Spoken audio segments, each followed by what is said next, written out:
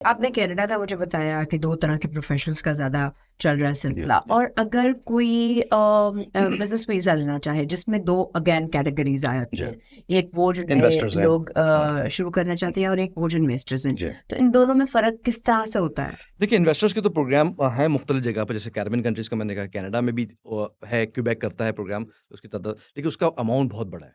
नहीं, टू अगर million dollars के आपके एंटरप्रेन्योर्स। आपके नेटवर्थ होना चाहिए, अच्छा, और तकरीबन आप ये तो ये जो इंटरनेट पे मेरे हर थोड़े देर मतलब माशाल्लाह नए एंटरप्रेन्योर्स बन गए हैं, जी, अपने पेजेस चला रहे हैं, अपनी छोटी मोटी कंपनीज हर चला हर रहे हैं। दिन एक कंसर्न बनता है। कॉटेज, हाँ, हर लेकिन दिन एक concern। कॉटेज इंडस्ट्री की तरह फैल गई, ये भी बड़ी अच्छी बात है, ऐसा नहीं है, उसकी इसमें अच्छे लोग भी आ रहे हैं। उसकी बेसिक वजह यह है कि हमारे मुल्क के हालात।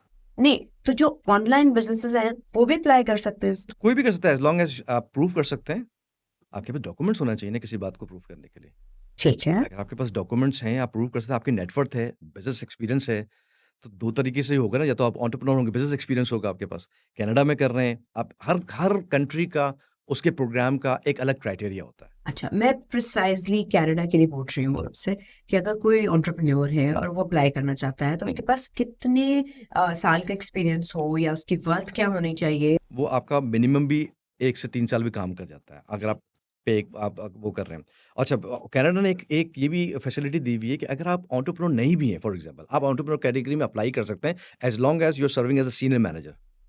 समवेयर। सीनियर, हाँ, सीईओ, जनरल मैनेजर समवेयर। तो तब भी आप उसके लिए फिर आपको अगली शर्तों को भी मानना पड़ेगा ना, या पूरा करना पड़ेगा। वो क्या कंप्लाई आप करेंगे कि आपके पास कम से कम भी 5 से 6 लाख डॉलर का नेटवर्थ हो। Net worth is like combination of your liquid asset और ये जो होते हैं आपके फिजिकल एसेट्स, उनका आपको होता है। अगर वो 5 लाख 6 लाख डॉलर है, तो आप कोई ना कोई प्रोग्राम चूज कर सकते हैं। ठीक है। उसमें भी और फैसिलिटीज का कम्युनिटी प्रोग्राम्स भी आए हुए होते हैं, लेकिन वहां पर जाना मुनासिब नहीं है। लाख की भी आबादी नहीं है, फॉर एग्जाम्पल, करेंगे क्या कैसे के, तो वो हम प्रोग्राम खुद भी नहीं कर रहे होते हैं। लेकिन और नॉर्मल एंटरप्रेन्योर प्रोग्राम में आपका 5 6 लाख डॉलर का नेटवर्थ अगर है, पाकिस्तानी में आप देख लें आप कितना बनता है, 200 250 रुपए से आप करके, तो वो आपको इतना हो, और साथ में आप ये वादा कर रहे हो, बताएंगे कि मैं ये बिजनेस करूंगा, और उसमें तकरीबन 1.5 से 2 लाख डॉलर लगाऊंगा। कई जगह पर ओंटारियो में करना तो 4 लाख डॉलर तक भी आप कर रहे होते हैं। तो 1 लाख 2 लाख डॉलर की आप प्रॉमिस करते हैं, फिर वो जाकर आपको टाइम, जब आपको वीज़ा मिलता है, तो आपको एक सर्टेन टाइम मिलता है कि 12 महीने 15 महीने 18 महीने, यहाँ जो आपने वादा किया था उसको पूरा करें, 2 लाख डॉलर लगाने का। तो एक ये तरतीब होती है। ठीक है। ये वीज़ा मिलने के बाद एक एक प्रोग्राम है जो बहुत पाकिस्तान में और ममालिक में भी चलता है, कनाडा का स्टार्टअप प्रोग्राम। स्टार्टअप, हाँ, कि मैं जाके कोई। कोई नया इनोवेशन, वो इनोवेटिव होना चाहिए, ओके।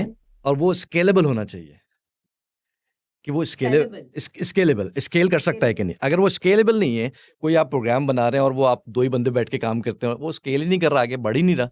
हाँ हाँ, राइट। तो आइडिया आपका क्या, जैसा आपका उबर आया, फूड पांडा आया, अभी स्टार्टअप्स हैं, ये बहुत ज्यादा आपके जो है ना वो फैल गए।